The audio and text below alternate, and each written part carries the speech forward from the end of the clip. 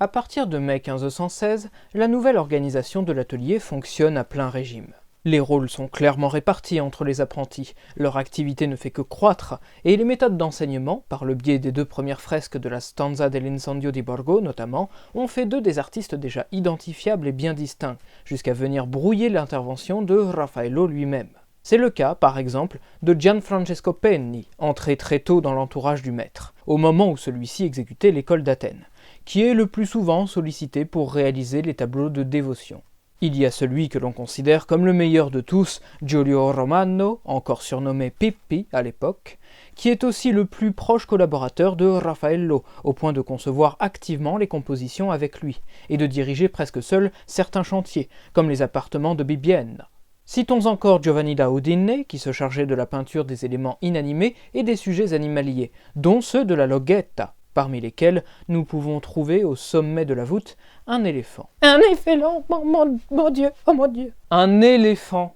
Ceci nous mène, j'en ai peur, à une mauvaise nouvelle. Le 8 juin 1516, pendant que les chantiers pour Bibbiena sont encore en cours, l'animal préféré de Léon X, Annone, meurt des suites d'un mauvais traitement médical. La peine est immense dans la ville, d'autant qu'un prédicateur avait annoncé cette disparition qui devait s'accompagner de celle du pape, précisément malade à ce moment. Mais Léon X se remit, non sans afficher en public sa profonde tristesse pour Annone que partagent nombre de ses concitoyens, dont Raffaello qui réalisa une fresque à son effigie sur une tour du mur d'enceinte du Vatican. Ce même mois de juin 1516, une renégociation du contrat signé en 1505 avec les religieuses de Monteluce de Pérouse a lieu. Elle oblige l'artiste à peindre enfin le couronnement de la Vierge qu'il avait promis 11 ans plus tôt, avant le 15 août 1517. Il dispose donc d'1 an et 1 mois pour honorer cet engagement. Va-t-il y parvenir? Comme pour la première version du portrait de Federico Gonzaga, Raffaello est d'abord retenu par les projets de grande envergure déjà entamés, tel le portement de croix, destiné à la Chiesa di Santa Maria dello Spasimo à Palerme, consacré de façon exceptionnelle à la pâmoison de la Vierge. C'est la raison pour laquelle ce retable est surnommé Lo Spasimo di Sicilia. L'œuvre est un agrégat d'autres réalisations de Raffaello. Nous reconnaissons plus spécifiquement le bourreau du jugement de Salomon, tiré de la voûte de la Stanza della Segnatura, dont la pose a été inversée, ainsi que l'agencement des personnages féminins dans la partie droite qui provient de la Deposition Borghese. Il s'agit de l'un des tableaux les plus réussis de la période romaine de Raffaello, notamment parce que son intervention personnelle est perceptible à de nombreux endroits. Mais sa célébrité est principalement due aux prodiges survenus lors de son transport. En effet, alors que le retable devait être acheminé jusqu'en Sicile par voie maritime, naturellement, le bateau fut balayé par une tempête et fit naufrage. Alors que l'on pensait l'œuvre disparue, engloutie avec les marins pendant cette traversée tragique, celle-ci ressurgit, intacte, et à environ 800 km de sa destination initiale sur les côtes de la ville de Gênes, tout au nord. Il n'en fallait pas plus pour lui conférer une aura miraculeuse. L'autre projet imposant de Raffaello à cette période est la réalisation de la 3e fresque de la Stanza dell'Incendio di Borgo. Selon son sujet, elle a été commencée entre la rencontre de François Ier et de Léon X en décembre 1515 et la signature du Concordat de Bologne le 18 août 1516, ou au lendemain de cette nouvelle alliance conclue avec le royaume de France, sous la protection duquel se plaçaient dès lors les États pontificaux. Par conséquent, le choix du couronnement de Charlemagne est tout sauf anodin, appuyé par le fait que le pape prête ses traits à Léon III, François Ier à Charlemagne, ce qui est lourd de sens, vous vous en doutez. Si le pape couronne les empereurs, il ne peut donc pas leur être inférieur. Alors un roi... C'est une façon pacifique d'outrepasser la victoire des anciens ennemis de Marignan, tout en renforçant le pouvoir du Saint-Siège. Un pacifisme tout de même teinté d'une certaine hostilité. Mais Léon X n'est pas Jules II. Ce n'est pas un guerrier, et il n'a pas les moyens de renverser la situation à son avantage. Il s'est donc contenté de cette petite revanche. Formellement, la fresque n'a encore rien à voir avec l'incendie du Borgo et la bataille d'Ostie. Raffaello y emploie une nouvelle façon de construire l'espace et le fait ici avec au moins 2 points de fuite. Ceci n'est pas seulement induit par ses recherches personnelles sur les formes antiques et sa lutte contre la perspective linéaire, que l'on peut suivre jusque dans les cartons pour les tapisseries de la Cappella Sistina, mais également par la contrainte physique de la fenêtre qui a poussé encore une fois le cœur de la scène à se décentrer, à se décaler dans la partie droite. L'artiste trouve de nouveaux subterfuges pour mener les spectateurs à ce point malgré tout, comme la richesse du coloris, cette impression chatoyante qui émane de la blancheur des mitres ou des chapes rouges et or. l'organisation spatiale de l'assemblée ecclésiastique, qui peut difficilement être ignorée, le mouvement des protagonistes au premier plan, certains regards, tout cela contribue aussi à ce phénomène. Enfin, il y a l'architecture, temporaire, celle de l'emmarchement du dais, et permanente, qui, elle, ressemble un peu à celle que l'on a vue dans Héliodoros chassé du temple, mais évoque surtout le chantier de la basilique, nécessitant une attention constante de la part de Raffaello et l'occupe considérablement. L'architecte Giuliano da Sangallo étant mort le 20 octobre, Antonio da Sangallo le Jeune, son neveu, est nommé en décembre second sur le chantier de la basilica à la demande de Raffaello pour remplacer Fra Giocondo. Les travaux de la nouvelle Chiesa di San Egidio degli Orefici ont commencé en septembre. Dans le même temps, il travaille toujours à l'achèvement du Palazzo Alberini, sorti de terre par Bramante, à ériger complètement les palazzi Jacopo da Brescia, Vidonica Farelli et Pandolfini. Ajoutons des activités beaucoup plus méconnues, relatives à sa fonction d'artiste de cour, qui consistait entre autres à dessiner mobiliers et ustensiles précieux, tels des couverts et des plats en métal. Il s'est également intéressé à la conception de sculptures, réalisant en novembre par exemple un modèle en argile pour un marbre.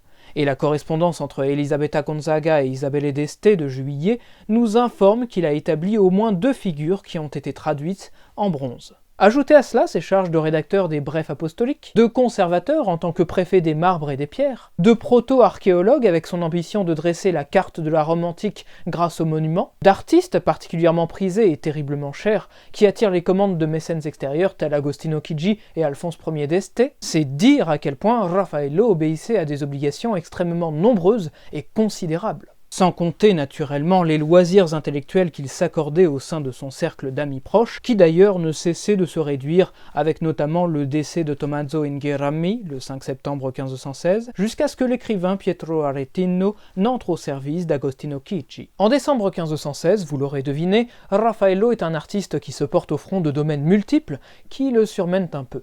Ceci constitue peut-être la raison pour laquelle il ne remporta pas le concours pour remanier la façade de l'église des Médicis à Florence, la Basilica di San Lorenzo. Or, il céda devant celui qui se prétendait son adversaire, Michelangelo. Celui-ci conservait et cultivait une rancœur sans égale à son égard, comme le prouve une lettre de Buonarroti Buonarroti à Baccio Bandinelli qui qualifie Raffaello comme l'ennemi mortel de son frère. Et il n'exagérait pas. Michelangelo voyait vraiment dans le chantier de San Lorenzo la possibilité de s'opposer à l'hégémonie de l'Urbinate. Mais il ne fut pas le seul à s'engouffrer dans cette brèche. Visiblement, le concours amical de la Villa Chigi laissa malgré tout un cuisant souvenir à l'artiste vénitien. Sebastiano del Piombo, qui se faisait encore appeler Viniziano, avait depuis lors tenté de se frayer un chemin entre les nombreux et puissants commanditaires de son nouveau rival, parvenant tout de même à s'attirer la sympathie du cardinal del Monte. Il essayait de gagner des soutiens en s'appropriant la manière de Raffaello, comme le prouve cette Vierge à l'enfant combinant plusieurs madones que nous avons déjà vues. Ces efforts ne passèrent pas inaperçus, car comme dit le proverbe, « l'ennemi de ton ennemi est ton ami ». C'est ainsi que Michelangelo, en quête d'alliés dans son combat, s'associa à Sebastiano en lui fournissant les dessins pour ses peintures. Se lançant dans une véritable vendetta, alimentée par leur propre désir de dominer la scène artistique romaine, la collaboration des deux hommes fut inaugurée par la Pietà conservée à Viterbe. La stratégie qu'ils observaient consistait à offrir une alternative aux œuvres de Raffaello. Cependant, la démarche reste assez ambiguë, puisqu'il fallait tout de même s'en inspirer pour mieux revendiquer la supériorité de la nouvelle version proposée. La scène nocturne de la Pietà s'oppose donc à celle de la libération de saint Simone Kephas, et Jésus portant sa croix ainsi que la lamentation sur le corps du Christ mort furent conçus pour contrer lo spasimo di Sicilia. Il s'agit d'une logique punitive, issue de pure jalousie, voire de haine si l'on se remémore l'expression du frère de Michelangelo. Cette association suscita l'intérêt de commanditaires toujours plus influents, qui confièrent au duo des chantiers importants. La Cappella Borgherini à San Simon Kefas in Montorio en fait naturellement partie. Ce décor ne se contente pas d'être un travestissement des formes de Michelangelo, puisque l'artiste adapta pour l'encadrement de la Cappella les Sibylles de Santa Maria delle Pace, qui, je le rappelle, étaient elles-mêmes des adaptations de Michelangelo. Non, il visait à ridiculiser ni plus ni moins le favori de la cour pontificale. L'esthétique de Raffaello devait être conquise à son tour, tandis que celle de l'auteur de la voûte de la Sistina de nouveau brillait. Les deux artistes ne cessaient de s'attirer des partisans, au point que finalement, le cousin de Léon X fut séduit lui aussi. Il leur attribua la réalisation d'un grand tableau, sans oublier d'en confier un autre destiné à la même église, à Raffaello, avec pour thème la transfiguration, l'élévation du Christ vers les cieux. D'après le témoignage de Leonardo Selaio, un ami de Michelangelo, nous apprenons que Sebastiano del Piombo a déjà acquis, aux alentours du 16 janvier 1517, le bois nécessaire à la confection de son châssis pour réaliser sa résurrection de Lazare, mais aussi que Raffaello a usé de tous les moyens à sa disposition pour l'évincer de la commande. Ce n'était pas de l'orgueil, Raffaello souhaitait simplement que cette rivalité ne dégénère pas. Or, cette confrontation stylistique n'était qu'une autre étape dans l'escalade de violence qu'elle augurait, tant les intentions belliqueuses de Michelangelo étaient affichées et connues de tous. Néanmoins, elle se révéla inévitable et Raffaello fut bien contraint d'accepter le défi. En 1557, Lodovico Dolce rapporta les souvenirs de Pietro Aretino dans son dialogue sur la peinture. Je me souviens quand Bastiano était poussé par Michelangelo à rivaliser avec Raffaello. Ce dernier avait l'habitude de me dire « Oh, comme il me plaît, messire Pietro, que Michelangelo aide ce nouveau concurrent, lui fournissant des dessins de sa propre main. Car s'il se dit que ses peintures ne tiennent pas la comparaison devant les miennes, Michelangelo pourra bien s'apercevoir que ce n'est pas Bastiano que je dépasse, car il serait peu glorieux pour moi de vaincre quelqu'un qui ne sait pas dessiner, mais lui-même, qui se croit, et à juste titre, l'esprit du dessin. » La nature conciliatrice de Raffaello se retrouve dans cette dernière partie, où il reconnaît la très haute valeur de son véritable adversaire. Mais comme il n'a pu empêcher la commande de Giulio de Medici, et qu'on lui cherche volontairement querelle, il laisse transparaître sa combativité. Il mésestime Sebastiano, car celui-ci a besoin des dessins de Michelangelo pour pouvoir se venger de la Loggia di Galatea. Il provoque Michelangelo, dont les fresques éblouissantes de la Cappella Sistina n'ont pu faire la différence avec celles des stanze. Et quels que soient leurs efforts combinés, il ne leur cédera rien. Même si pour cela il doit cumuler les commandes et les responsabilités. C'est dans ce contexte que le cardinal lui confia un projet supplémentaire, celui d'édifier une villa au pied du Monte Mario sur un terrain qu'il s'était procuré en juin 1516. Parallèlement, et tandis que la troisième fresque était sur le point d'être terminée, ce qui arriva en mai, il fallait déjà penser à la décoration de la pièce suivante, de surcroît la plus impressionnante des 4 stanze, qui était utilisée pour les réceptions officielles comme les banquets. C'est pour cette raison, et parce que le serment de Léon III paraît plus fade que les 11 fresques précédentes, qu'elle passe relativement inaperçue dans le corpus de l'artiste. Les cartons des Actes des Apôtres continuaient, eux, d'être acheminés à Bruxelles, afin de servir de modèle pour les tapisseries confectionnées dans l'atelier de Peter Coke von Hulst, le beau-père de Peter Bruegel l'Ancien. La première fut achevée en juillet 1517. En septembre de cette même année, alors que Francesco Maria della Rovere tentait vainement de récupérer son duché, Raffaello apprit qu'Alphonse Ier d'Este, lassé d'attendre sa version du triomphe de Dionysos et Ariane, l'a fait exécuter par Pellegrino da San Daniele, plus connu sous le nom de Martino da Udine. Ce qui n'enchante pas à Raffaello, c'est que ce Martino da Udine s'est approprié sans son aval le dessin qu'il avait envoyé. Mais au lieu de s'emporter comme l'aurait fait Michelangelo, il proposa de faire une autre œuvre sur un thème différent, la chasse de Méléagre. Il joue encore auprès du mécène le rôle de consultant, se chargeant d'acquérir ou de lui indiquer les pièces susceptibles d'enrichir sa collection de sculptures. Il est enfin rappelé par Agostino Chigi pour décorer la loggia dite di Psicchi, située juste à côté de la Loggia di Galatea où il avait travaillé 5 ans auparavant, ce qui pourrait trahir une plus grande et constante implication de sa part pour le programme d'embellissement de la villa de son ami. Puisqu'il s'agit d'une loggia, la pièce, grâce à une succession de grands arcs, ne marque pas de séparation avec le jardin. Les végétaux s'invitent ainsi dans cet intérieur qui reproduit l'architecture d'une pergola. Tandis que les 2 scènes principales au centre feignent d'être reproduites sur des tapisseries tendues, les extrémités de la voûte, elles, sont des ouvertures sur le ciel qui invoquent, par le biais du trompe-l'œil, une multitude de personnages narrant le mythe de Psicchi. Plus qu'ailleurs dans la Rome du début du XVIe siècle, c'est donc sous le toit du banquier des papes que l'on voue à l'art antique la plus grande admiration, et où il procure le plus profond émerveillement. En témoigne encore, à l'étage supérieur, la bien nommée Sala delle Prospettive, dirigée par Baldassare Peruzzi, qui est non seulement une prouesse technique, mais met aussi à l'honneur les figures divines vénérées par les anciens. Alors que tout l'atelier est sollicité pour aider le maître au cours du projet de la loggia, les travaux n'avancent pas assez vite. La faute revient aux absences répétées de Raffaello, qui ne peut diriger convenablement son équipe. Pourquoi était-il absent et où allait-il? La Sala delle Prospettive nous donne une réponse. Entre les fûts des colonnes peintes se distingue la ville, toute proche, mais également le Tibre. Raffaello appréciait s'y rendre pour se délecter de la fraîcheur du fleuve, et c'est là qu'il aurait vu, baignant ses pieds dans l'eau, une jeune femme à la beauté extraordinaire. Elle s'appelait Margarita Lutti et était la fille d'un boulanger, raison pour laquelle l'histoire a retenu son surnom de Fornarina. Raffaello tomba littéralement sous son charme.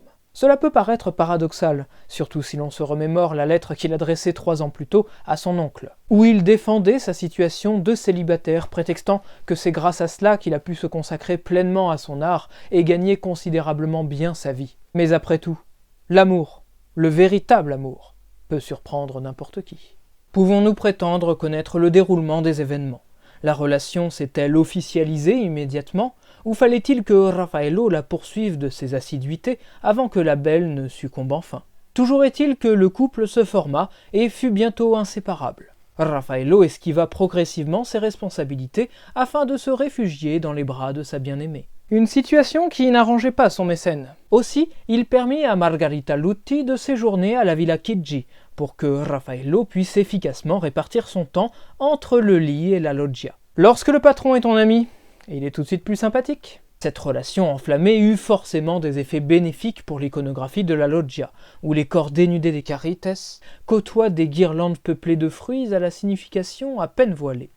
En octobre, Raffaello se porta acquéreur du Palazzo Caprini, construit par son ancien maître Bramante, et de 5 boutiques dans le Borgo Vecchio, où des gravures de Raimondi étaient probablement proposées à la vente. À partir de cet instant, tout dans la vie de Raffaello lui réussissait.